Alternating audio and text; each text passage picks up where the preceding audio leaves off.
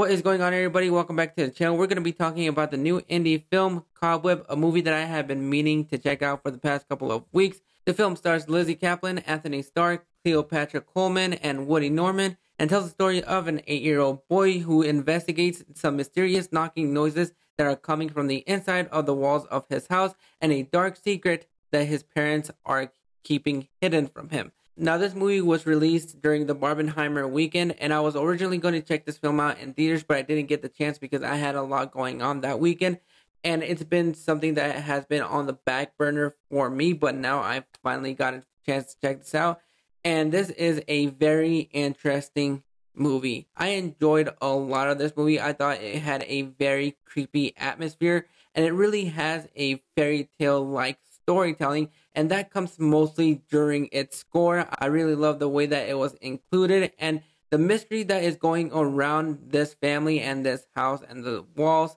I thought was something that was keeping me intrigued from beginning to end, because you really are trying to figure out what is actually going on. You have the parents that are trying to tell Peter that he is just using his imagination and there's nothing really going on, trying to keep him sane and trying to keep everything as normal as possibly can. He's having trouble at school with some bullies, then he gets in trouble and expelled, and that is where everything comes together. I thought Anthony Starr was absolutely fantastic. He had a very sinister quality to him that I haven't seen, and I thought it brought a lot to his performance. I also love Lizzy Caplan. I think she is an underrated talent, and whenever she's on screen, she is just a presence that I really enjoy. But when it comes down to what she has to bring, she really explores that creepiness and tries to be as sane as she possibly can, because there are a lot of things that are going down. And while you're enraptured by this mystery that's actually going on,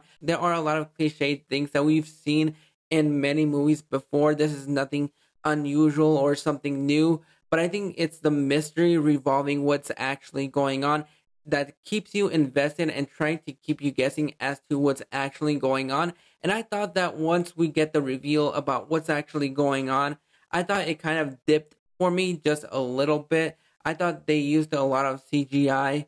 It kind of reminded me of Lights Out, where you have this great, interesting premise and mystery, and then once we get to the reveal, it's just covered in CGI, and at times it does work. I thought it had a really nice mix of practical and CGI.